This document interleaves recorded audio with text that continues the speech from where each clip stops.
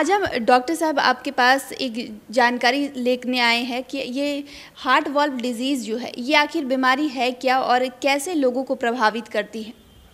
देखिए, यदि हम लोग बात करें तो हार्ट में हमारा वाल्व ऊपर वाले ने बना के दिया है, जिसका मकसद होता है ब्लड एक साइड से दूसरे साइड में तो जाएगा बट वापस रिवर्स ना आए। ये हार्ट के नॉर्मल वर्किंग करने के लिए ज़रूरी होता है। नॉर्मल वाल्व अपना ओपन करता है, दूसरा क्लोज हो जाता है। यदि हम लोग बीमारी की बात करें तो वाल्व में दो तरह की बीमारी हो सकती है। वाल्व सिकुड़ जाना, इसमें वाल्व ओपन नहीं होता प्रॉपरली, तो उसके वजह से वाल्व ओपनिंग नहीं हो पाता। दूसरा है कि वाल्व ठीक से बंद नहीं होता, उसमें लीकेज बोलते हैं। तो वाल्व का सिकुड़ जाना या वाल्व का लीकेज होना, ये दो तरह की बीमारियां हार्ट वाल्व से यूजुअली जुड़ी है। तो यदि हमारे वाल्व सिकुड़ जाए तो ये ओपन नहीं होता प्रॉपरली और ब्लड का फ्लो होने में दिक्कत होती है। वाल्व का लीकेज हो जाने में जिस ओर से वापस ब्लड को नहीं जाना चाहिए दूसरे चैम्बर में, ये उल्टा बहाव होने लगता है, जिस वजह से दिक्कत होती है। अगर कारण की बात करें तो कारण भी कुछ हो सकते हैं। या डेफिनेटली, यदि हम लोग बात कर रहे हैं कि हार्ट वाल्व से रिलेटेड, तो डेवलपिंग कंट्री जैसे हम लोग का इंडिया है, यहाँ यूजुअल कॉमन कारण रूमेटिक हार्ट डिजीज़ बहुत कॉमन कारण है। और अब धीरे धीरे इसका इंसिडेंस डिक्रीज और कम होना शुरू हो गया है, बट इसके बावजूद भी ये बहुत कॉमनली मिलता है।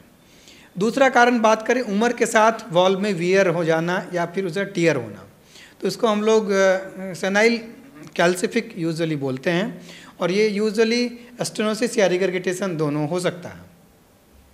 लक्षण शरीर पे हर बीमारी के लक्षण दिखाई देते हैं और खासकर दिल की बीमारियों में जो लक्षण दिखाई देते हैं तो वो किस तरीके के होते हैं। देखिए, वाल्व की बात यदि हम लोग करते हैं तो यदि स्टेनोसिस है, जैसे माइट्रल स्टेनोसिस या ऑर्टिक स्टेनोसिस की बात कर रहे हैं, तो माइट्रल स्टेनोसिस में यूजुअल पहला सिम्टम जो होगा, एक्सरसाइज करने, वॉकिंग करने या एक्सर्शन करने या भारी काम करने पे सांस लेने में दिक्कत होना, ये यूजुअल सिम्टम होगा और ये लंबे समय तक चलता है। फिर उसके बाद धीरे धीरे ये सांस लेने की दिक्कत बढ़नी शुरू हो जाती, कम एक्सरसाइज या कम मेहनत पे हो, बाद में ये सांस की दिक्कत बैठे बैठे या सोने पर भी होने लगती है। आगे बात करेंगे तो दोनों पाँव में सूजन होने लगेगा। उसके बाद करते हैं दिल की धड़कन तेज हो जाती है और अचानक धड़कन बहुत बेतरतीब हो जाता है। ये सब कॉमन माइट्रल स्टेनोसिस का लक्षण है।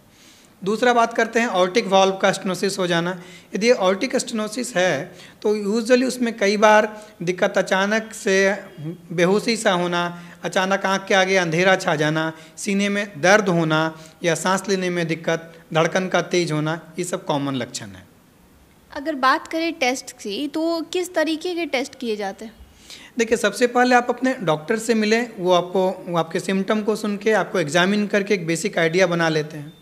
फिर हम लोग ईसीजी करते हैं और इकोकार्डियोग्राफी एक डिफिनेटिव टेस्ट है जिसमें हमें वाल्व का लीजन है कि नहीं, दूसरा कितना लीजन है, सिकुड़ गया तो कितना सिकुड़ गया, या लीकेज है तो कितना मात्रा में लीकेज है, इन सब की जानकारी इकोकार्डियोग्राफी में मिल जाती है। इसके आधार पे हम ये डिसाइड करते हैं कि ये दवा पे काम चलने लायक है या फिर कुछ ऑपरेशन करने या इंटरवेंशन करने की ज़रूरत है।